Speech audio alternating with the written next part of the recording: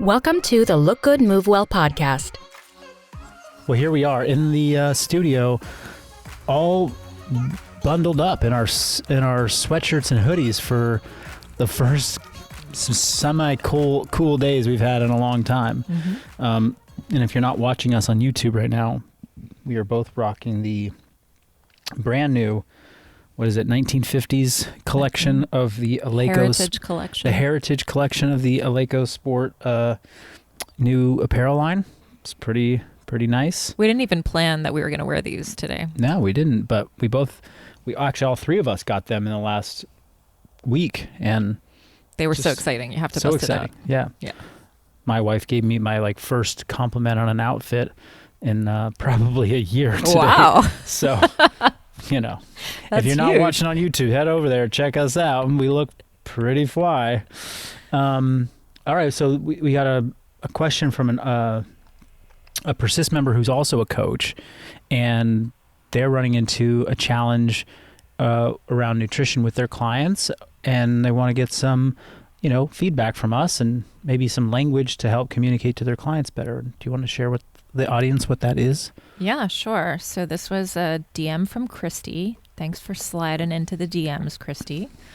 And she has clients that are having a difficult time with nutrition, specifically with under eating, where they're not hitting their protein goals. Often their diets are high in fat, she said, although I often see that people are high on carbs when they're under eating.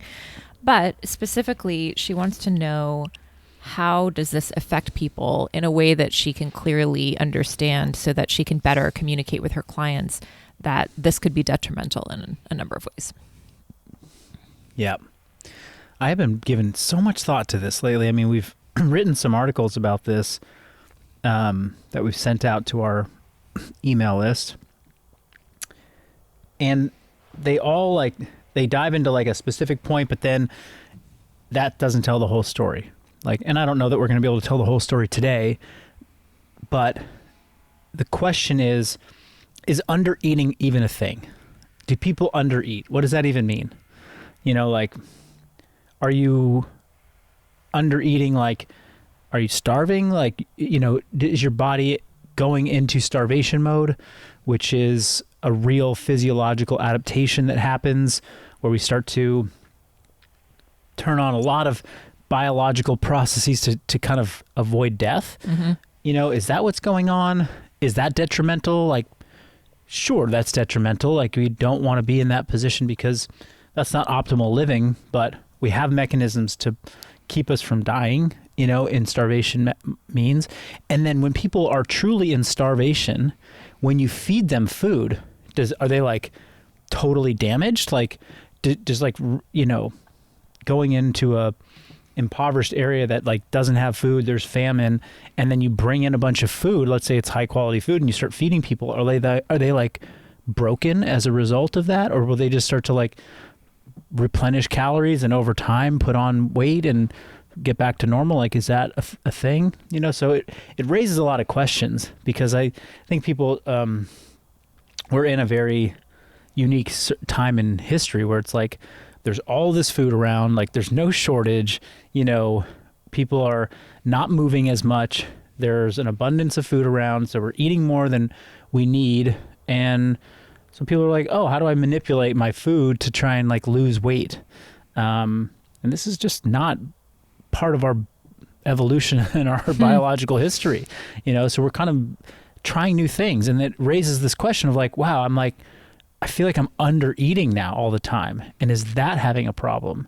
Whereas historically that was never a thing. It's someone's starving, it's I'm under eating. We haven't had a kill in weeks. I'm under eating. Is this a problem? It's yeah, it's a fucking problem. Go hunt and get some food, anyway, that's just setting the context. And also last week we talked about reverse dieting. And reverse dieting is a concept of kind of bringing you back out of the metabolic adaptations from being on a diet for a long time. When you are actually cutting weight for a long time, things do happen to your physiology. Versus I've been quote unquote under eating for a long time, the scale isn't moving. I'm not seeing any progress. Is there something wrong with me? Is there any more context to this or any more like themes that you see that we should address or talk about today? I think just one specific question in the mix here is, what effect does undereating, if there is such a thing, at what point is not getting enough food or not getting enough nourishment damaging to your physiology, to your hormones, to anything else? Yeah.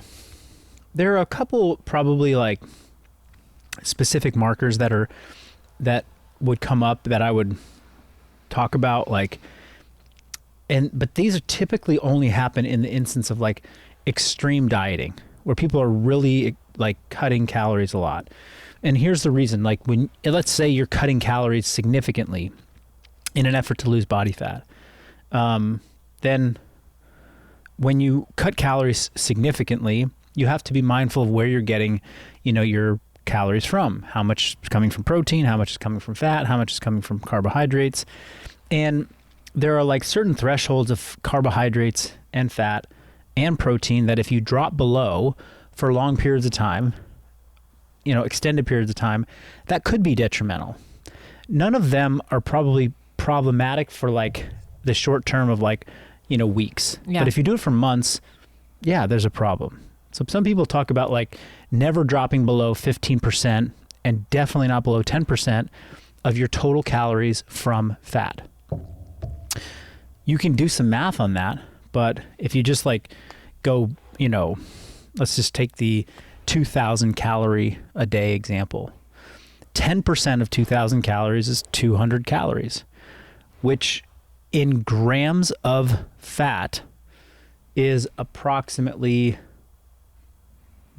22 grams of fat a day. So you would have to drop all the way down to like 35 to 22, like really low fat every day for months to potentially get yourself into trouble with like, I'm not getting enough fatty acids in my diet to optimally function, because fats are the precursor to steroid hormones, variety of hormones, cell walls, like things that we want and we need for optimal hormone function and optimal.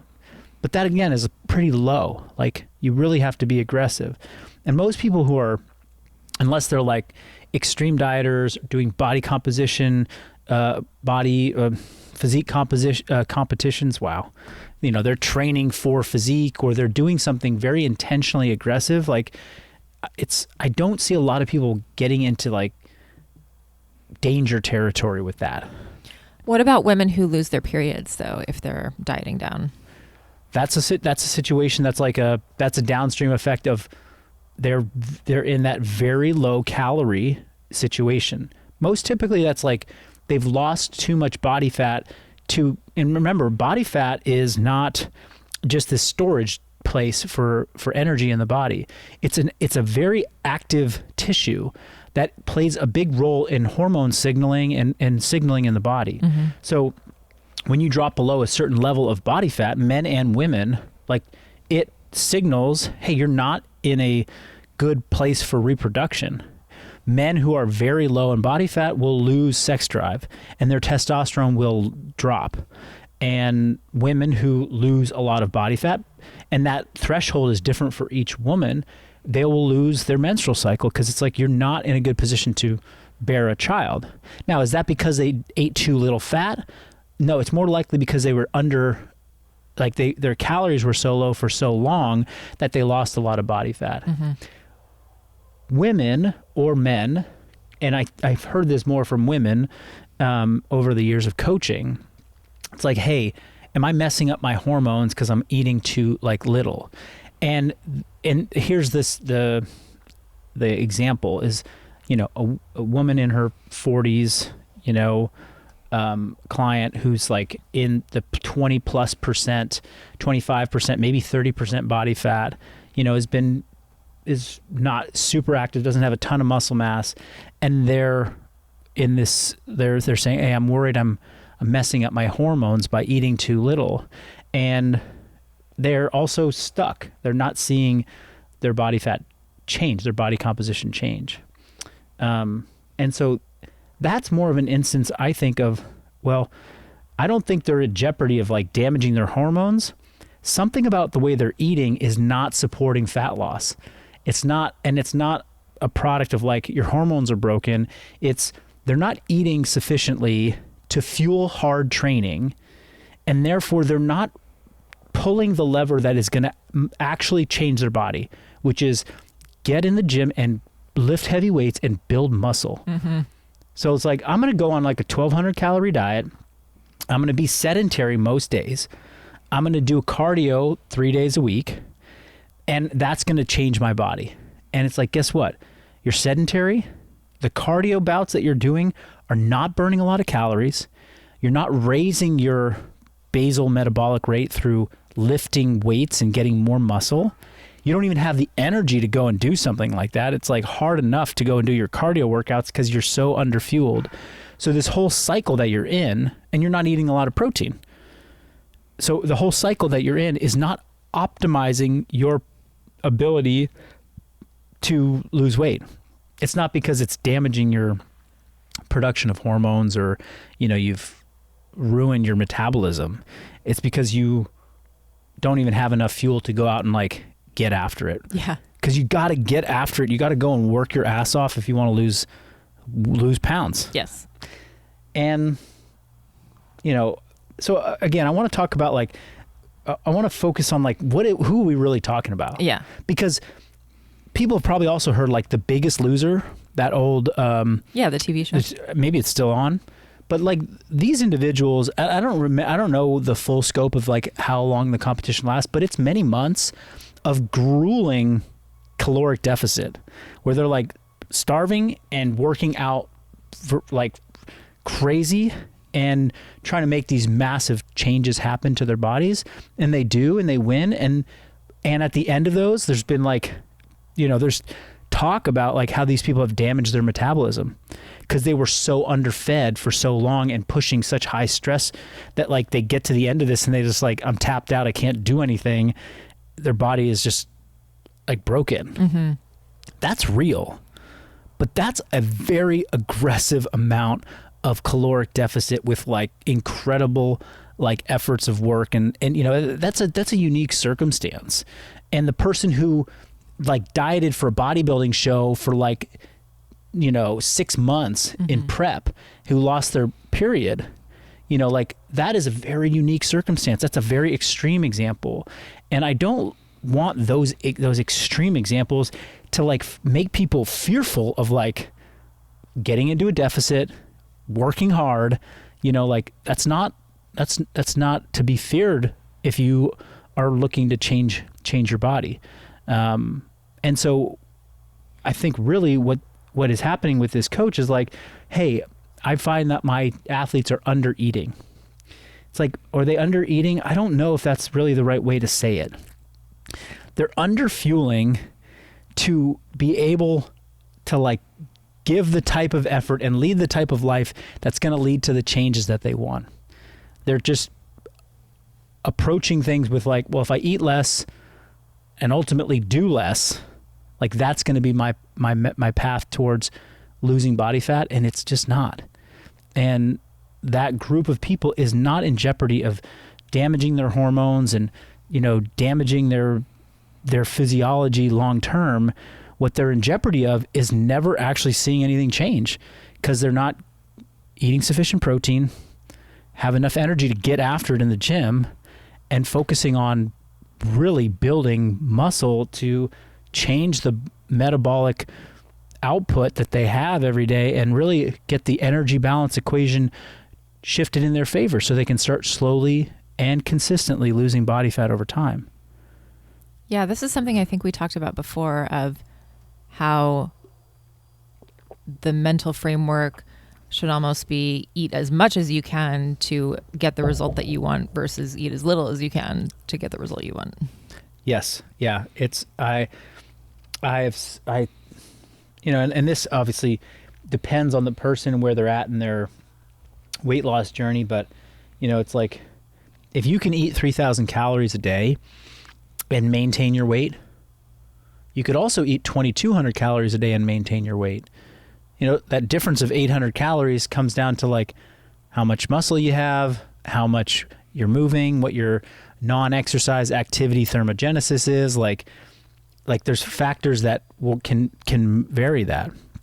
And I'm of the mindset, like, in your lifestyle, find what is the most amount that you can eat and move and develop good habits that allow you to like maintain the body weight and the body composition that you want.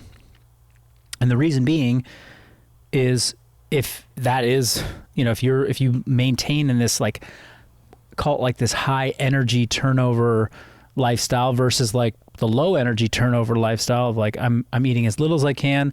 I'm also moving not that much, and that's making me maintain my body weight. If you're in the higher version, you're going to likely feel better.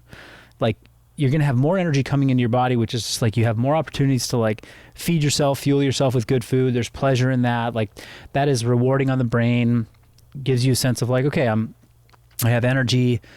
You're also going to have elevated fitness levels, like a lot. You're going to be able to move more. What was that? You just giggled.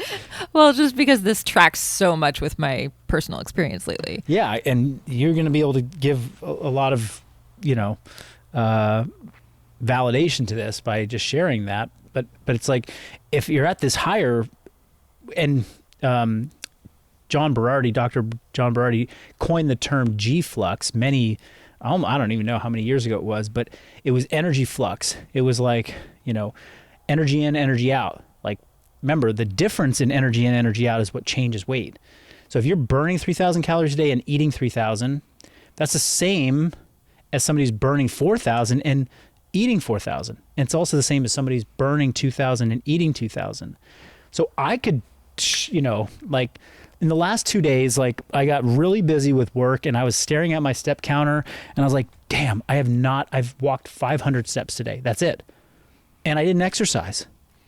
I was like, man, and my G-flux is coming down. Like, I'm not moving, versus like a different day where I'm moving a lot and I'm eating a lot. And the best scenario is find the lifestyle, the movement, the eating routine that allows you to bump that G-flux up, again, because you're going to feel better, you're going to have better fitness, and if and when you have the desire to like turn the knob and like lower the calories so that you can lose some body fat, you can.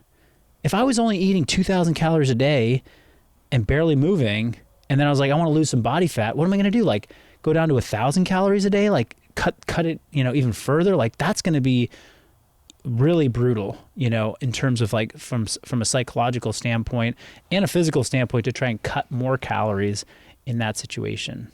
Yeah. So yeah, tell me, people didn't see it, but you smirked and you were like giggling because they're having this experience in your life right now. Because you're literally describing my experience. Yeah. Well, I think for me, I just want to really point to the word energy as the marker of what has shifted the most, because for me, I was not eating enough and I was not eating enough high quality food.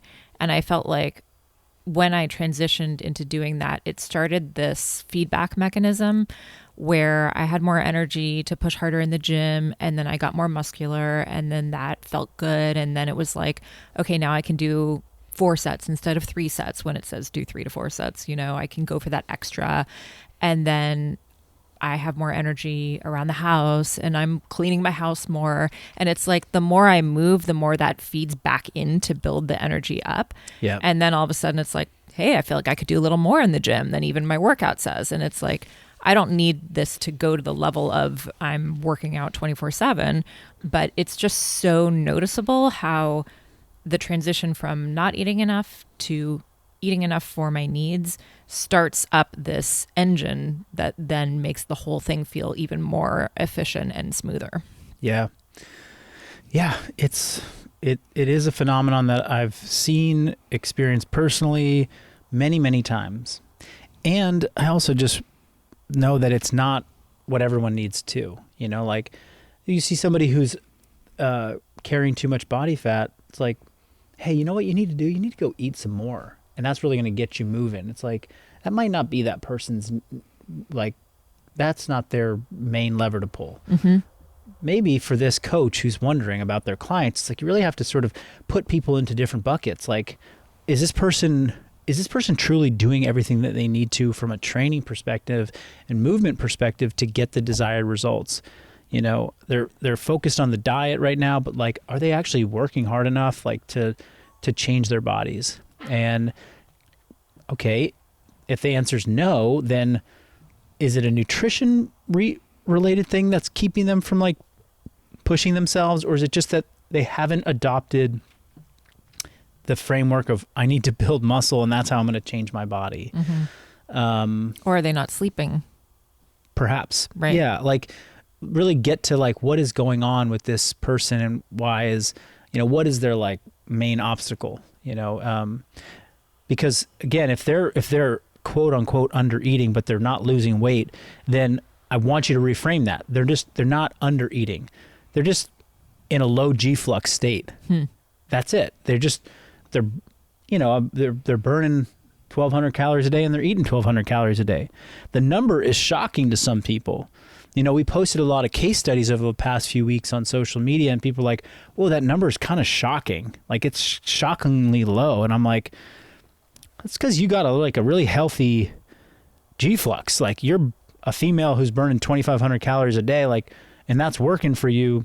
But this woman over here, who's the case study example, like she is not burning that much. She's like maybe at half of what you're burning. And she wants to lose weight. Like we need to make some adjustments to what's going on here. Mm-hmm. You know, it's not always just about pulling that nutritional lever. Like remember, you can increase your activity or increase your basal metabolic rate or increase your non-exercise, you know, activity thermogenesis or your thermic effect of food by eating different, like you have these levers to pull to improve how much energy you're burning in a day, or you have these levers to pull to cut back on the amount of food you're eating.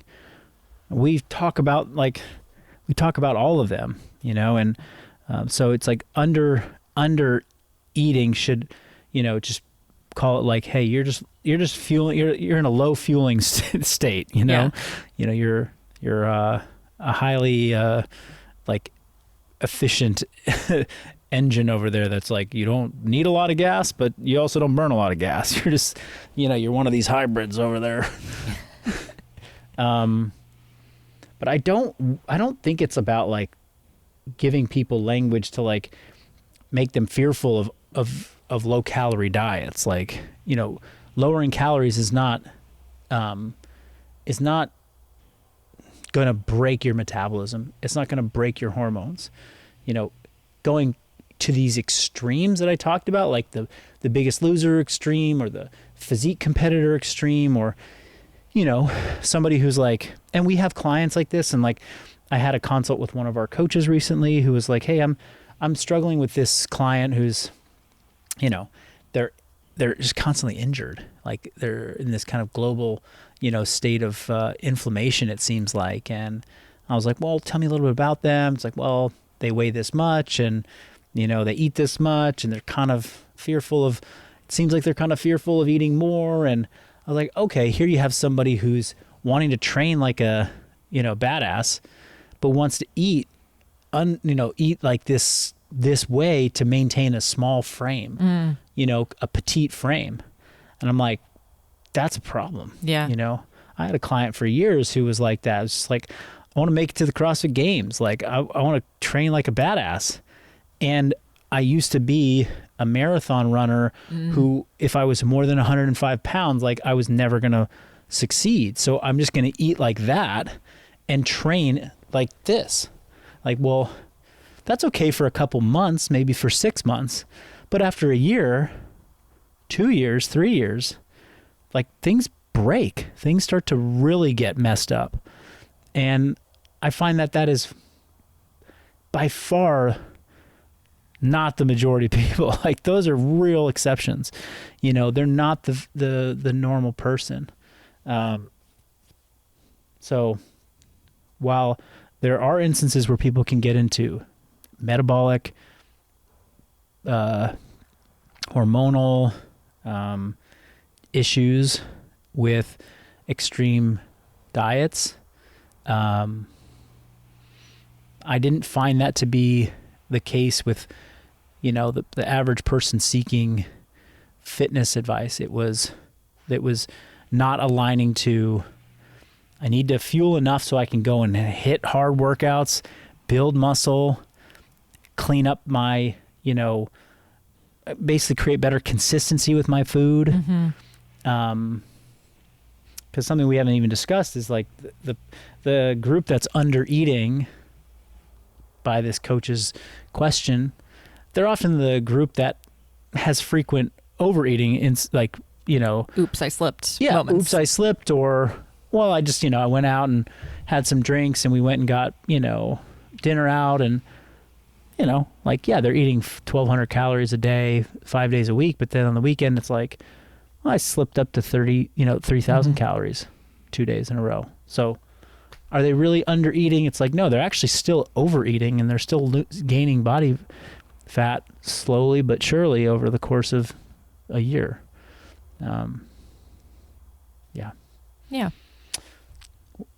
So I don't know. I'm trying to think back to the original questions. Like, have we provided enough language and context to think about this? Well, as a coach, what would you say to that client?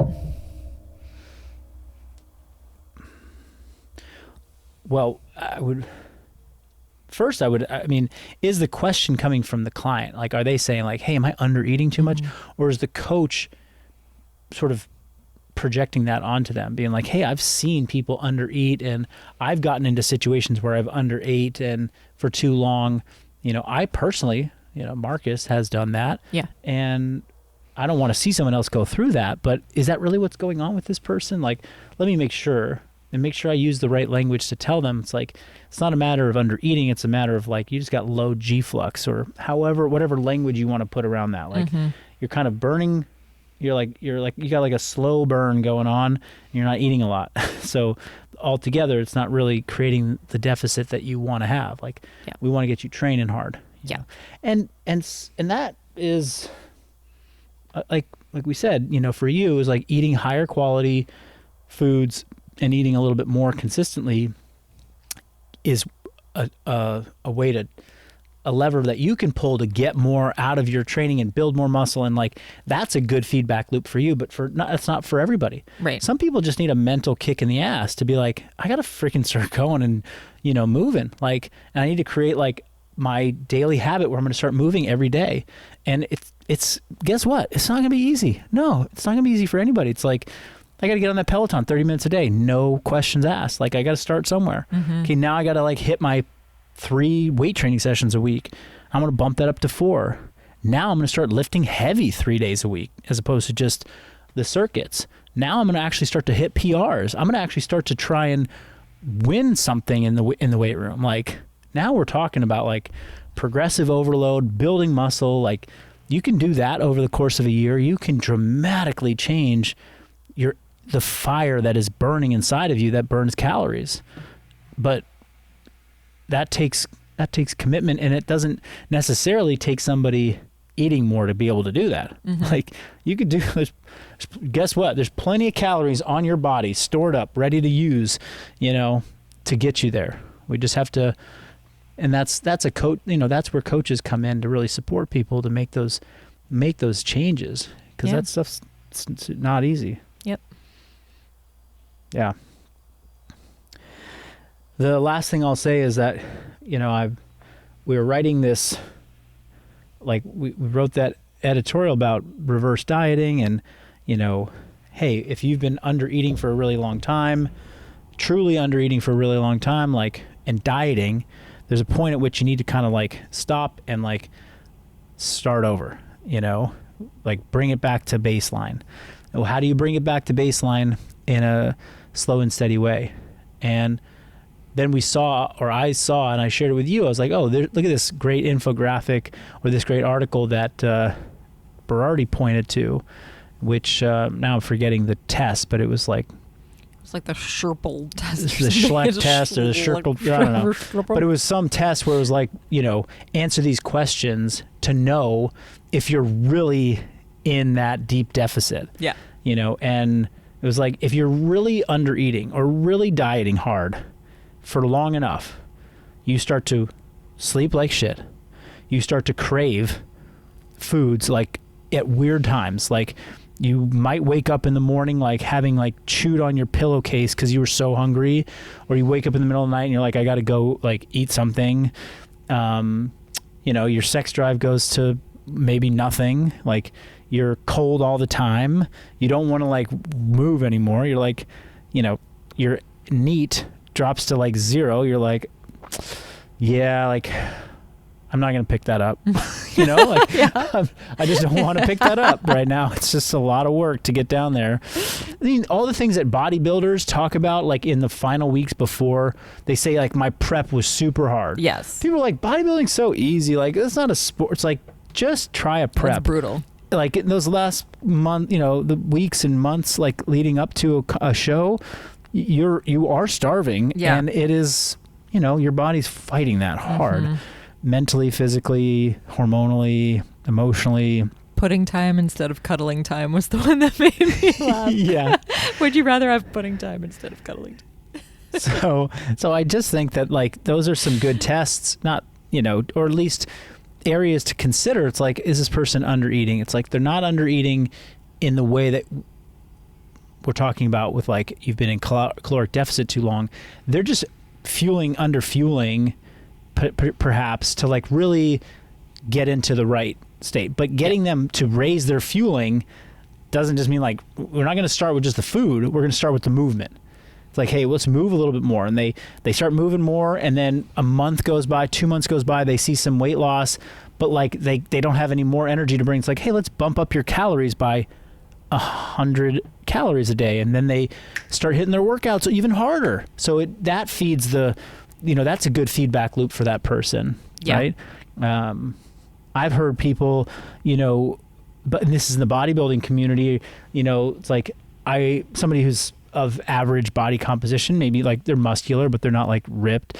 They're like, okay, I wanted to lean out. So I went super aggressive. My first 2-3 weeks, I went like, I cut my calories like by 2/3. I went from 3,000 calories a day to 1,000 calories a day. And then after 2 weeks, they didn't like lower it more. They bumped it up a little bit. They're like, that was unsustainable. I bumped it up. I was still in a big deficit, and now my training got a little bit better. And then I bumped it up a little bit more, and my training got even better, And then by like end of like the 8 weeks or 10 weeks that they did their cut, like their calories were back to 3,000, and they were leaner. And they like each time it felt unsustainable, they added a little bit of food. So anyhow, this is a complex issue, but under fueling versus under eating, you're likely not going to get into problems of like hormone destruction because you're eating too low fat, or you're eating such few calories that you're going to, if you lose your menstrual cycle, that's something to raise concern. If your sleep is gone to nothing, if you're no sex drive, all those things that we mentioned, like, yeah, then we got a thing, and we should start looking at reverse dieting. Go to that article that we wrote or that podcast that we've talked about in the past. But really, it's a mind frame shift for some of these clients to say, okay, this is not the way that's going to get me to the body I desire. It's pushing myself more, and it's lifting more weights. Yeah. Okay. Any final thoughts? No. Thanks for your submission, Christy. Hope that helped. Thanks, Christy. We'll see y'all next time. See ya.